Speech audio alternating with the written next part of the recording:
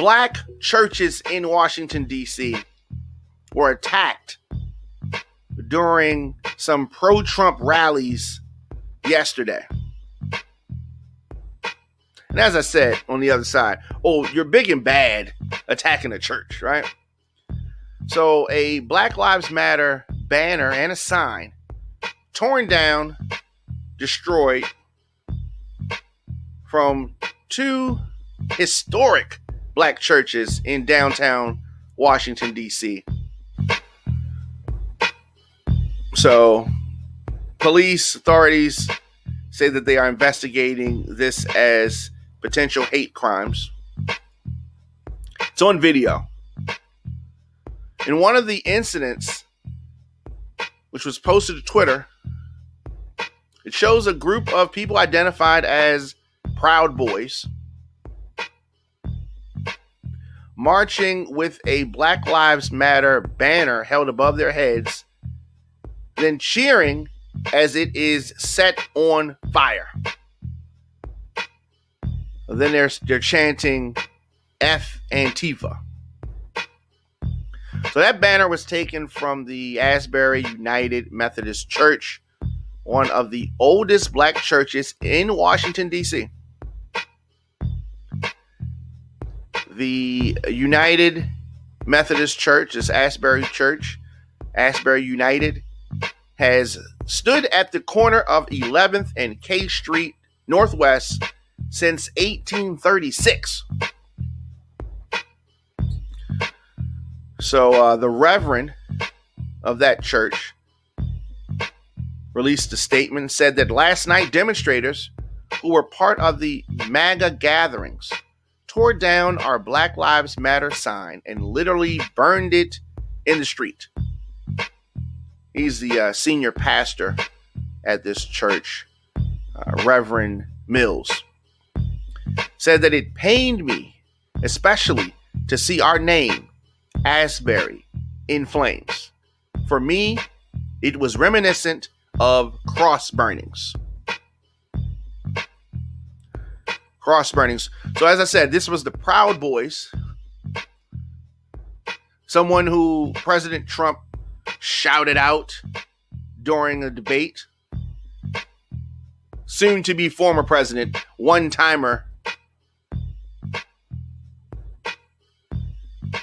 So another video posted on Twitter shows a Black Lives Matter sign being torn down in front of the Metropolitan African Methodist Episcopal Church at 15th and M Streets, also in Northwest DC.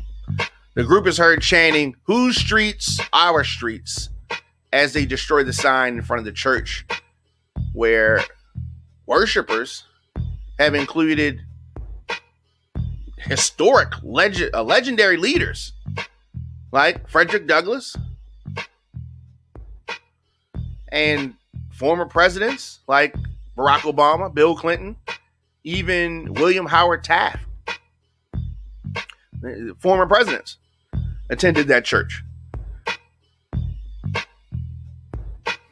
So anyway, it is this is where we are today. This is where we are. And I've said it many times.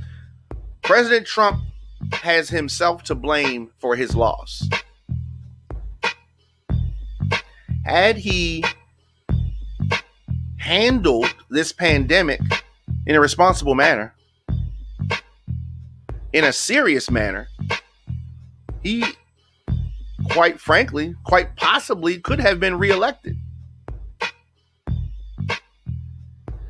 Many people ask, why is the president acting like this? Why won't he just accept the fact that he lost? The reason why he won't accept the fact that he lost is because he did everything he thought to ensure he was going to win. But he did everything but help the American people, right?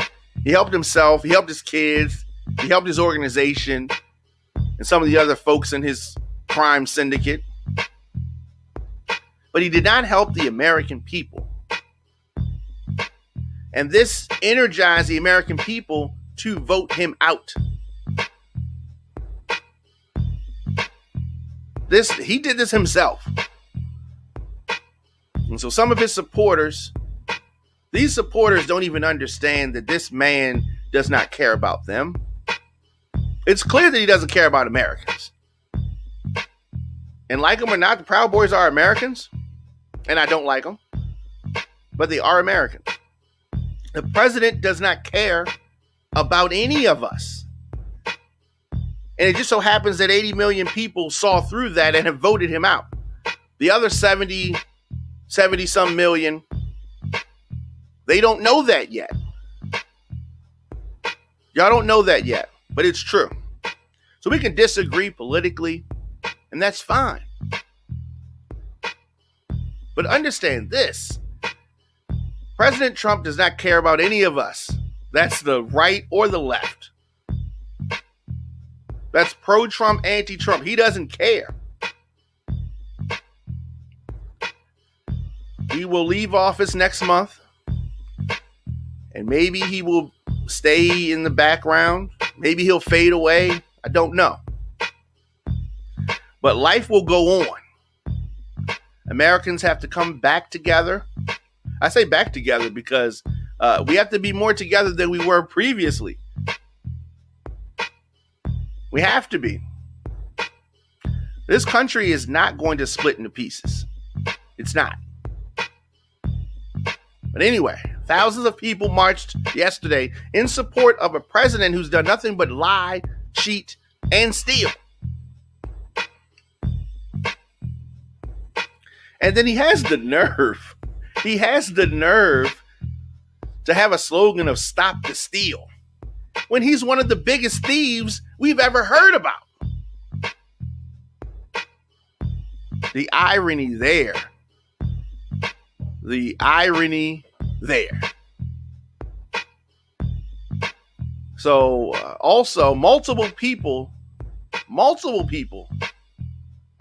stabbed after thousands gathered for this pro-Trump demonstration in Washington, D.C. yesterday. Thousands of maskless, well, don't even get me started on that.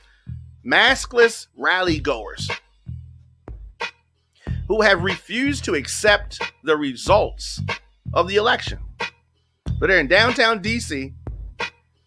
and they're energized by falsehoods, aka lies. So they're down here talking their talk 2 days after the Electoral College 2 days before the Electoral College will make the president's loss official.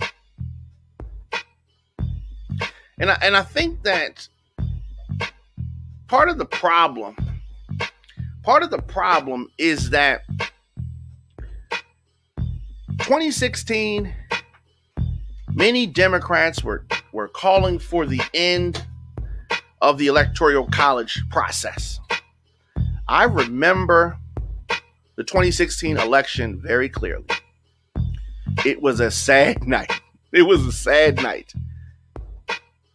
And many Trump supporters feel the same way Hillary Clinton supporters felt. But the difference, and there's a difference, many of them thought that this Trump presidency in 2016 was going to be the end of everything. As much as we buckled, as much as the economy has tanked, as much death that we've seen across this country, we are still here. Even after one of the worst presidents you've heard about, Donald Trump. So Republicans, Trump supporters, on the verge of Joe Biden's presidency, the country is going to survive. And just because you don't agree with Biden's philosophies, so you think, the country is still going to survive. And you'll have the opportunity to vote again in 4 years. And we'll see what happens. But there is no need for scenes of violence over these political issues, political differences. At least 4 people stabbed near Harry's Bar at 11th and F Streets Northwest. That was a gathering point for the Proud Boys. This organization has ties to white nationalism, white supremacy, whole bunch of causes that are less than something to make your family proud. They need another name. So victims hospitalized suffered possibly life-threatening injuries in D.C. So it is not immediately clear which groups the attackers or the injured might have been affiliated with. We don't know that part just yet. But the violence escalated after an evening of face-offs with counter-protesters that took place near Harry's, Black Lives Matter Plaza, Franklin Square, and other spots in and around downtown D.C. So it was, you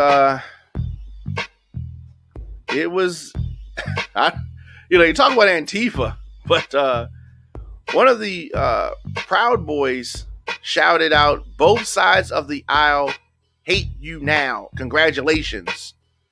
The Proud Boys shouted at officers. So they were saying that Trump supporters and anti-Trump supporters both hate the police. That's what he was trying to say. Before long, the agitators, determined to find some trouble, were actually successful, causing confusion, posturing, and quickly fighting, wrestling, kicking, punching. Officers swarmed, firing some chemical irritants, tear gas, something, and forming lines. At Harry's Bar, an ambulance arrived. It was mass confusion. Not the place you wanted to be. You were, walking around. Not that you would have been.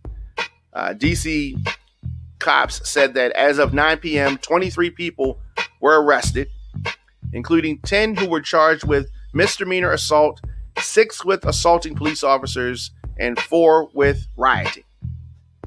Police said one person had an illegal taser. So I hear the right. I heard the right talking all this talk when Black Lives Matter and other people were protesting the killings of unarmed Americans, Black Americans, at the hands of the police, and they took to the streets. People on the right, Fox News types and Laura Ingraham and Sean Hannity, Rush Limbaugh, these folks were talking about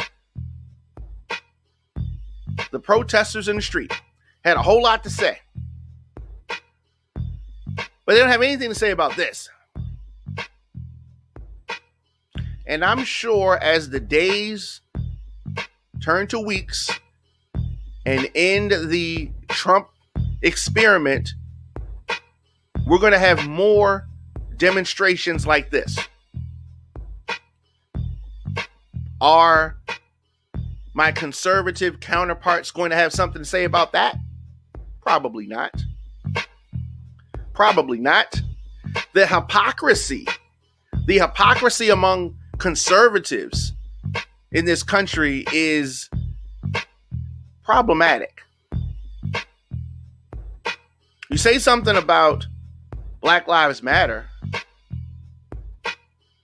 but these type of violent demonstrations, quiet, nothing to say.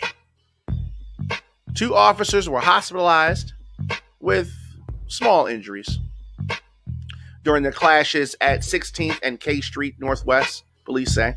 In all, police say that 8 people, including the 4 stabbing victims and 2 officers, were injured. So the scuffles continued late into the night. If you remember, this group received recognition from Donald Trump during a presidential debate.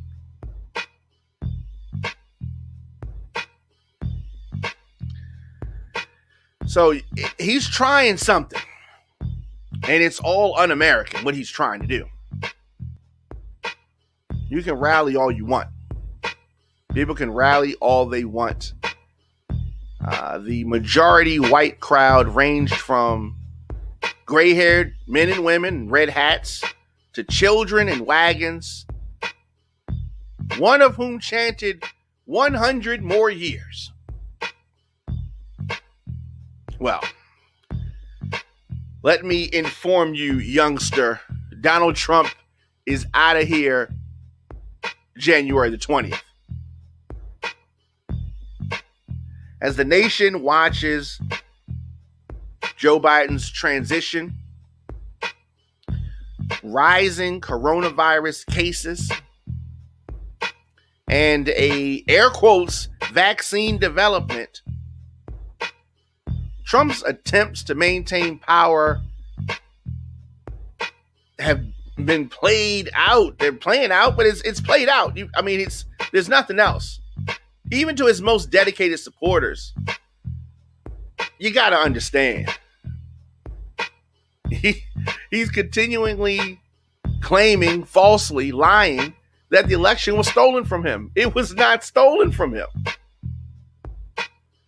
But the more he says these things, the more he puts a battery in the back of his supporters, his faithful, his sheep, who really think something's happened to him wrong. They really think that he's been wronged. Since the election, he has raised over $250 million from people who really believe the con. Oh, and it is a con. He's a con man.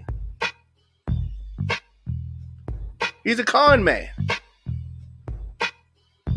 Now, I don't know whether or not people will actually react when they find out he's been conning them all this time.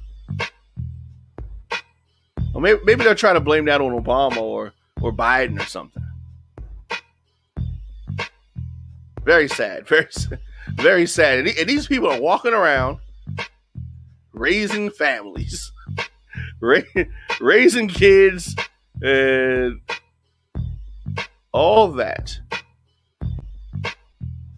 Just tune in, it's your man Diamond K in here, radiofire.com, the Diamond K Show.com. Daily 7 p.m. I am here. Of course, if you miss any episodes of the show, you can always go to radioonfire.com.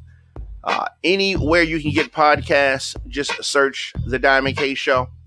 Also on youtube.com/DJ Diamond K. youtube.com/Radio on Fire. Absolutely. Let's do this. Take a quick break. Come back with more of the show after this.